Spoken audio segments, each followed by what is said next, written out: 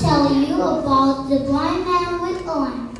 Once there lived a blind man in a small town. On one dark night, he was going with his lighted lamp in his hand. Oh, blind man, why do you carry the lighted lamp? You are blind and cannot see anything. You may not see the blind man coming and passing. He went out at night. On one dark night, he was going with his lighted lamp in his hand. A group of men were passing that way. They saw the blind man and made fun of him. They said, "Oh, blind man, why do you carry the lighted lamp? Are you blind and cannot see anything?"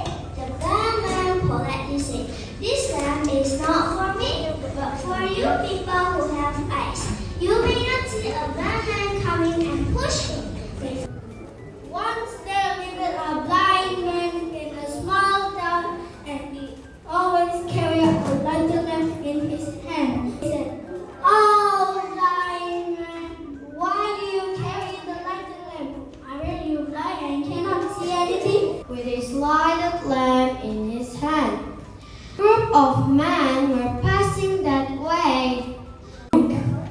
On one dark night, he was going with his lighted lamp in his hand. A group of men were passing that way. They said, "Oh, blind man, why do you carry the lighted lamp? Aren't you blind and cannot see anything?" The blind man politely said, "This lamp is not for me, but for you people who have eyes. You might not see the blind man coming and push him." They felt ashamed and begged their pardon. The moral of the story is to think twice before you speak. Thank you. On one dark night, he was going with his lighted lamp in his hand. A group of men that are passing that way. They saw the blind man and made fun of him.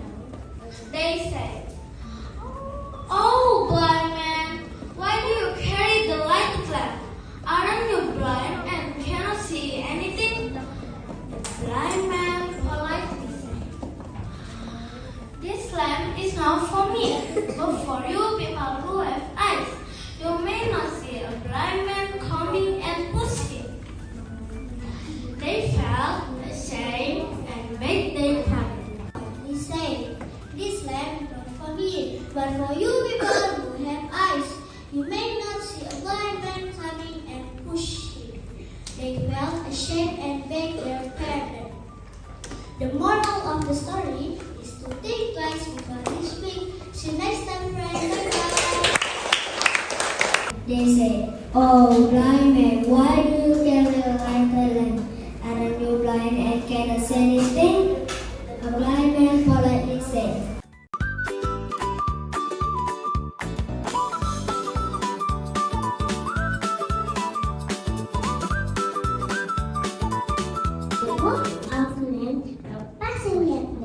they saw the blind man and made fun of him. They said, "Oh, blind man, why do you carry the lighted lamp?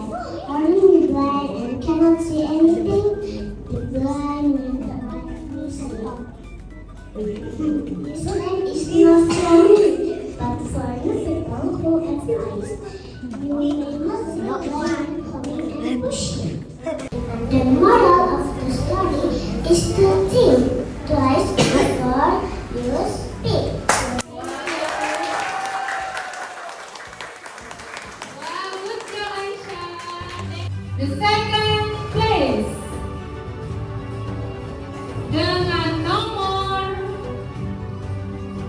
15, Kiana Almahira dari kelompok Istiban, teacher Miss Alda. The fourth winner dengan nomor 9, Raisa Ilham dari kelompok Mesir, teacher Miss Rosa. Pemenang dari kategori A, semua yang ada di sini sudah bagus ya, oke? Total skor 175.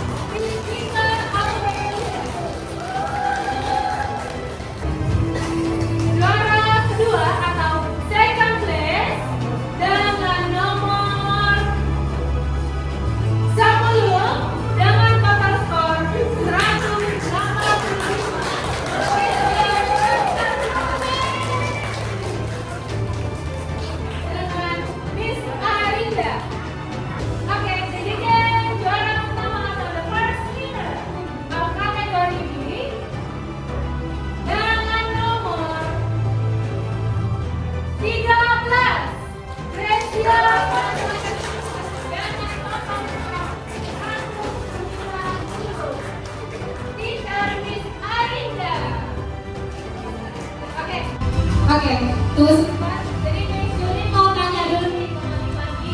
Bagaimana menurut tentang storytelling competition, terus persiapan di rumah seperti apa? Mungkin sedikit ceritakan dari Mami Raisa dulu.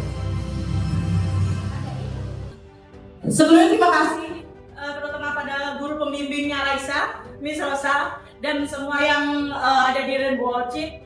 Jadi saya cukup excited sekali dengan lomba ini karena selain melatih bahasa anak, ini juga melatih confidence-nya si anak-anak ini. Bayangin aja usia segini mereka bisa ngomong ke orang banyak kayak gini dan kayak mereka tahu kalau aku harus menampilkan yang maksimal seperti itu. Jadi cukup baik sekali program ini. Kemudian kalau dari segi latihan, karena Raisa ini tipikal anak yang harus diulang setiap hari, jadi saya menyisihkan sekitar 10 sampai 20 menit untuk dia bercerita pada saya tentang Blind Man with a Lamb. Every day.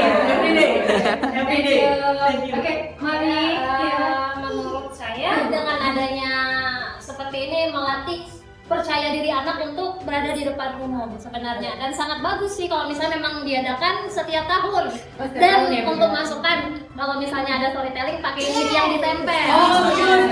Jadi biar anak itu lebih bisa mengeksplor gerakan-gerakannya. Terima kasih buat Miss Alda, terima kasih banyak atas bimbingannya. Terima kasih. Ini semua untuk Rainbow Kids tiba. Oke, tadi apa nggak ada? Oke, sebelumnya saya mau mengucapkan terima kasih buat Rainbow yang udah mendidik tentunya ribuan anak-anak hebat yang jadi tadinya belum bisa apa-apa jadi bisa seperti ini. Ini buat challenging, buat kita orang tua mendidik, mengajarkan, mendorong anak-anak untuk bisa lebih baik lagi. Kalau Asya, tipenya malu tapi mau. Malu tapi ayo dihajar. Jadi tiap hari latihan juga. Tentunya dengan gaya, tadi kita udah latihan dengan gaya yang luar biasa. Mungkin karena di sini saking excitednya lihat banyak orang, agak sedikit suaranya berkurang. Tapi alhamdulillahnya dia bisa challenging diri dia sendiri. Go through ya, Cak.